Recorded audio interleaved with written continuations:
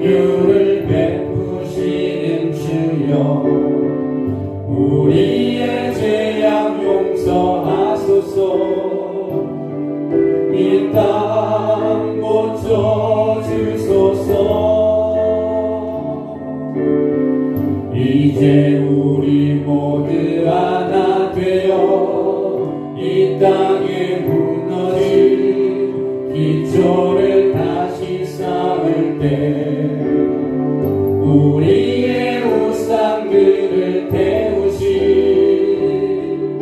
성령의 불 임하소서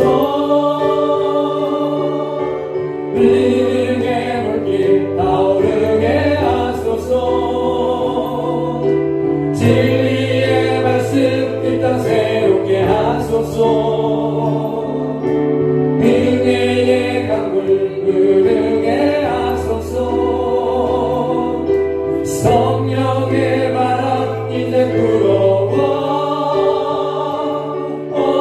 주의 영광 가득한 새날 주소서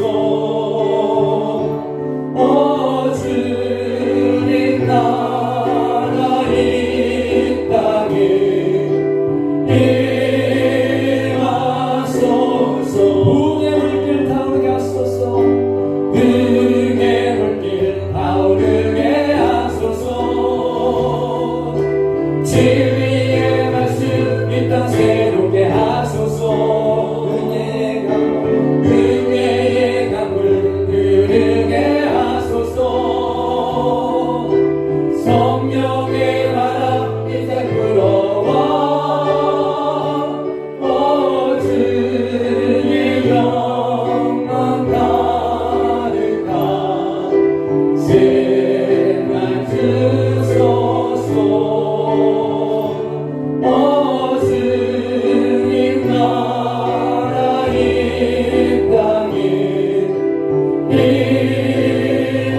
임하소서 할렐루야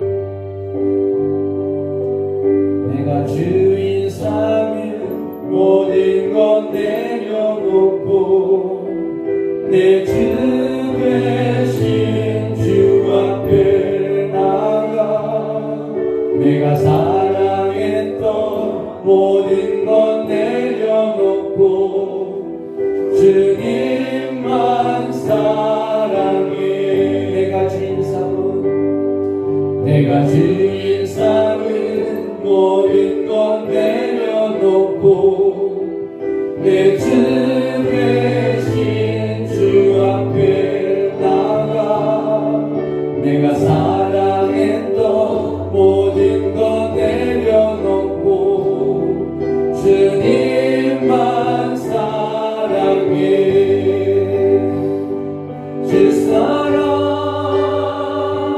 거친 풍랑에도 깊은 바다처럼 나를 잠잠케 해 주 사랑 내 영혼에 맞서 그 사랑 위에 서리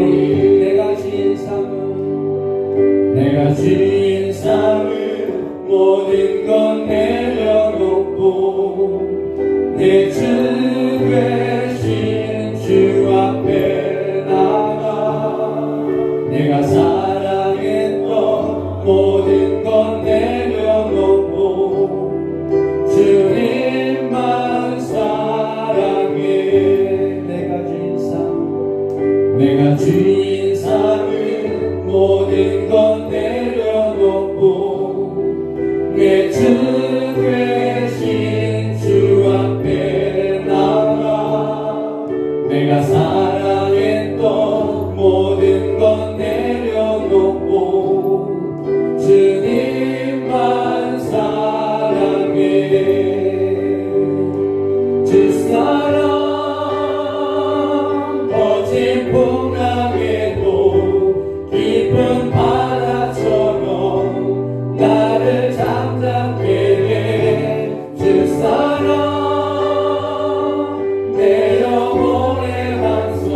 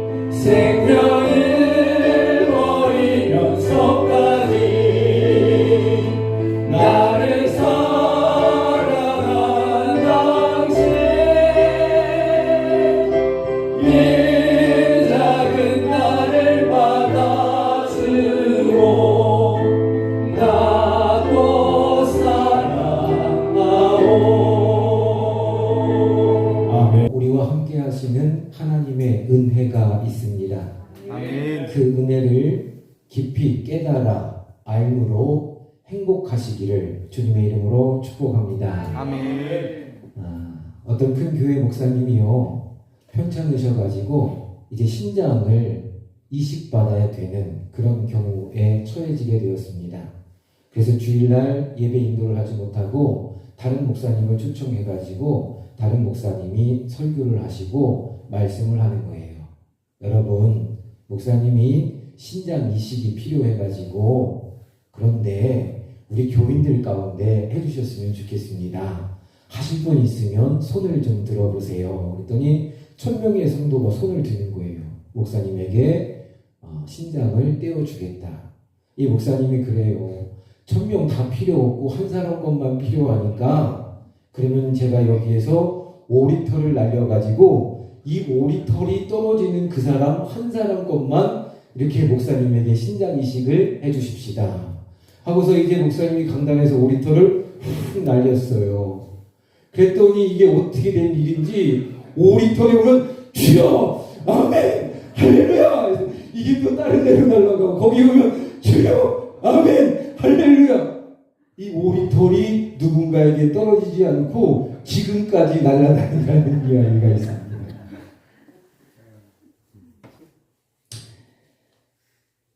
걱정하지 마세요. 제가 신장 떼달라는 얘기는 하지 않도록 하겠습니다.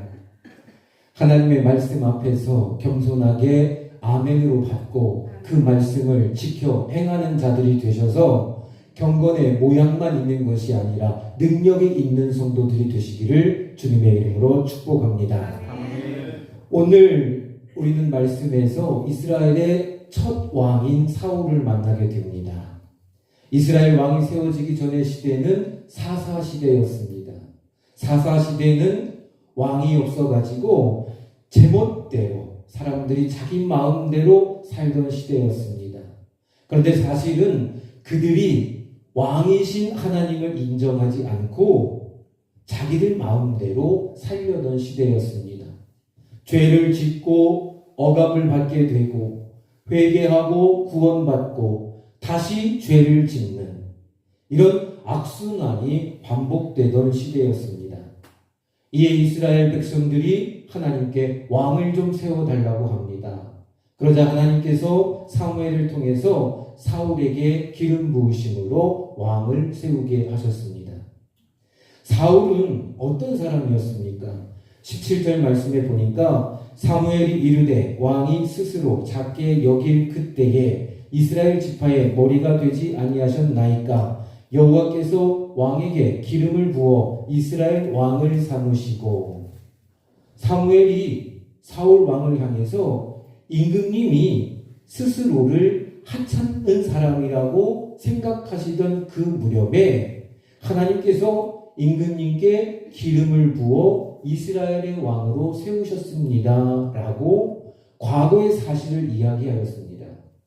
여기에서 작게 여김이라고 하는 말씀은 자신을 싫어할 정도로 아주 어리고 작고 하찮고 중요하게 보지 않았다라는 뜻입니다.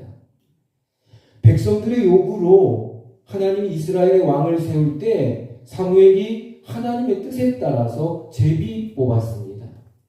이스라엘의 모든 지파 중에서 베냐민 지파가 뽑혔습니다.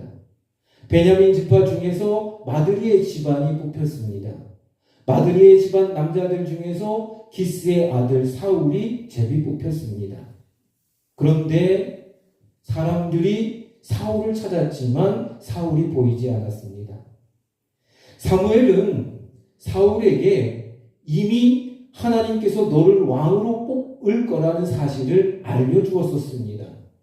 그런데 왕을 제비 뽑는 그 자리에 사울은 멀찍이 서가지고 짐짝 사이에 숨어 있었습니다. 사람들이 달려가가지고 그를 데려왔을 때 그는 다른 사람들보다 어깨 위만큼 더 커 보였습니다. 그러니까 사울은 결코 보잘것없는 그런 사람이 아니었습니다. 사무엘이 사울을 가리켜서 이렇게 얘기하죠. 하나님이 뽑으신 이 사람을 보아라. 온 백성 가운데 이만한 사람이 없다. 자, 백성들이 환호성을 지르면서 임금님 만세, 임금님 만세 외쳤습니다. 그런데 몇몇 불량배들은 이런 사람이 우리를 어떻게 구원하겠습니까? 라며 떠들고 그를 업신여겼고 그에게 재물도 바치지 않았습니다. 예물도 바치지 않았습니다. 그런데 사울은 못 본 척, 못 들은 척을 합니다. 자기 자신을 비난하는 사람들에 대해서 참았습니다. 그런데 그가 왕으로서 이제 진가를 발휘하게 되었을 때 아몬 사람들이 쳐들어왔습니다. 근데 그것을 사울이 나가 물리쳤습니다. 그러자 사람들은 사울을 비난했던 그 불량배들을 죽이자라고 했어요. 그때 사울은 이렇게 말합니다. 이 날에는 사람을 죽이지 못하리니 여호와께서 오늘 이스라엘 중에 구원을 베푸셨음이니라. 사울은 승리의 영광을 오직 하나님께 돌립니다. 아멘. 자신을 비난했던 사람들마저도 너그럽게 용서해 줍니다. 이런 그에 대한 평가가 바로 스스로 작게 여길 그때라는 것입니다. 하나님께서는요, 겸손한 사울을 이스라엘의 왕으로 세우셨습니다. 하나님께서 어떤 사람을 세우시는 것일까요? 첫 번째로 하나님께서는 겸손한 사람을 세워주십니다. 하나님께서는 겸손한 사람들을 붙들어 주시고 겸손한 자를 구원으로 아름답게 하시고 겸손한 자에게 은혜를 베풀어 주십니다. 아멘. 잠언서의 말씀을 보면 사람의 마음의 교만은 멸망의 선봉이요 겸손은 존귀의 길잡이니라 말씀합니다. 예수님께서도 말씀하시죠. 나는 마음이 온유하고 겸손하니 나의 멍에를 메고 나에게 배우라. 그리하면 너희 마음이 쉼을 얻으리라. 아멘. 겸손으로 허리를 동이는 사람. 하나님의 능하심 아래에서 끝까지 겸손한 사람들이 되시기를 주님의 이름으로 축복합니다. 아멘. 사울은 겸손해서 이스라엘의 왕으로 세움을 받았습니다. 그런데 그랬던 그가 지금 어떻게 되었습니까? 19절 말씀 보면은 어찌하여 왕이 여호와의 목소리를 청종하지 아니하고 탈취하기에만 급하여 여호와께서 악하게 여기시는 일을 행하였나이까. 이 말씀이 무슨 말입니까? 사무엘이 사울 왕에게 그런데 어째서 주님께 순종하지 않고 약탈하는 데에만 마음을 쏟으면서 주님께서 보시는 앞에서 악을 행하십니까? 라고 책망을 합니다. 다른 사람들 앞에서 겸손했었던 사람이고 비난했던 사람들마저도 아량을 베풀던 사울이 왜 이런 비난을 받은 것일까요? 하나님께서 사무엘을 통하여 사울에게 명령하셨습니다. 너는 이제 가서 아말렉을 쳐라. 그들에게 딸린 것은 모두 전멸시켜라. 사정을 봐주지 말아라. 그 이유가 뭐냐면 이스라엘이 이집트에서 나올 때 이스라엘의 길을 막고 대적한 일 때문에 아말렉을 벌한다라고 명령을 하셨습니다. 사울은 이 하나님의 말씀에 순종하는 것처럼 보였습니다. 사울은 하나님의 말씀에 순종하기 위해서 21만 명의 군대를 이끌고 아말렉을 공격했습니다. 그야말로 대대적인 공격이었습니다. 그 결과로 인해 아말렉의 왕인 아각을 사로잡게 되고 백성들을 모조리 칼로 쳐 없애버렸습니다. 하지만 사울은 하나님의 명령에 온전하게 순종하지 않았습니다. 양떼와 소떼 가운데에서 가장 좋은 것들과 가장 기름진 짐승들과 어린 양들과 좋은 것들은 무엇이든지 모두 아깝게 여겨가지고 진멸하지 않고 다만 쓸모없고 값없는 것들만 골라서 진멸하였습니다. 하나님께서 사울을 왕으로 세운 것이 후회가 된다. 그가 나에게서 등을 돌리고 나의 명령을 따르지 않는다라고 한탄하십니다. 이제 더 이상 사울은 승리의 영광을 하나님께 돌리는 사람이 아니었던 것입니다. 자신의 이름을 드러내기 위해서 기념비를 세우는 인간이었습니다. 사람들 앞에서 자신을 낮추던 겸손한 사람이 아니라 이제는 자신의 이름을 드러내기 싶어하는 교만한 인간이 되었습니다. 그런데 더욱 안타까운 사실은 그렇게 변한 자기 자신을 발견하지 못했다는 것이 사울의 큰 비극입니다. 오히려 그는 사무엘에게 나는 주님 명령대로 다 하였습니다 라고 합니다. 그러자 사무엘이 그러죠. 내 귀에 들리는 이 양떼의 소리와 내가 듣는 소떼의 소리는 무엇입니까? 그러자 그가 그래요. 하나님께 제물로 바치려고 양떼와 소떼 가운데서 가장 좋은 것들을 남겨두었다가 끌고 왔습니다. 사울은 같은 변명을 거듭합니다. 21절 말씀입니다. 다만 백성이 그 마땅히 멸할 것 중에서 가장 좋은 것으로 길갈에서 당신의 하나님 여호와께 제사하려고 양과 소를 끌고 왔나이다 하는지라. 하나님이 모든 것을 다 전멸하라고 명령하셨는데 사울은 그것을 하나님께 드리기 위해서 남겨두었다고 변명을 합니다. 하나님의 말씀 앞에서 불순종하면서 하나님을 위해서 그랬다고 말합니다. 여기서 우리는 소위 믿음이 좋다고 하는 사람들의 실수를 발견하게 됩니다. 그것은 이것입니다. 두 번째로 하나님을 위해서라며 불순종을 합니다. 하나님을 위해서라는데 이게 결국 누구를 위했던 것입니까? 사울 자신의 이름을 위했던 것입니다. 그는 하나님의 마음이 아닌 자기의 마음에 충실했던 것입니다. 자신의 욕심을 위해서 하는 일을 하나님을 위해서 하는 일이라고 그럴듯하게 포장만 해 놓았을 뿐입니다. 이런 사울에게 내려진 책망이 무엇입니까? 22절과 23절 전반절 말씀입니다. 사무엘이 이르되 여호와께서 번제와 다른 제사를 그의 목소리를 청종하는 것을 좋아하신 같이 좋아하시겠나이까? 순종이 제사보다 낫고 듣는 것이 순양의 기름보다 나으니 이는 거역하는 것은 점치는 죄와 같고 완고한 것은 사신 우상에게 절하는 죄와 같음이라.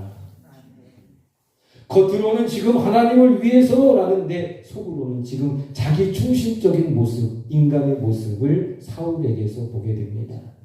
안타까운 사실은 이런 모습을 오늘 우리에게서 볼 수 있다는 것입니다. 어쩌면 사울은 처음부터 자존감이 좀 약한 사람이었습니다.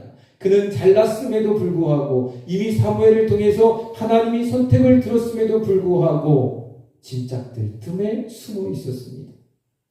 그는 힘이 없을 때는 겸손한 사람이었는데 왕으로서 자리가 잡혀가자 기념비를 세우고 자신의 이름을 새겼습니다. 하나님을 위해서라는 이름으로 하나님의 명령에 불순종하였습니다. 로마서 10장 3절 말씀과 같이 하나님의 의를 모르고 자기 의를 세우려고 힘써 하나님의 의에 복종하지 아니하였으니 이 말씀 그대로인 인간입니다. 자신의 이름이 드러나는 것을 드러나지 못하면 못 견뎌하는 것, 그것은 하나님의 영광을 가리는 행위입니다. 자존감을 내세우려고 안간 힘을 쓰는데 그러면 그럴수록 사실은 자기가 자존감이 낮은 사람이라는 것을 드러낼 뿐입니다. 하나님을 위해서라는 명분으로 자기 의를 내세웠던 대표적인 사람들, 그래가지고 예수님께 책망을 받았던 사람들, 바리새인들입니다.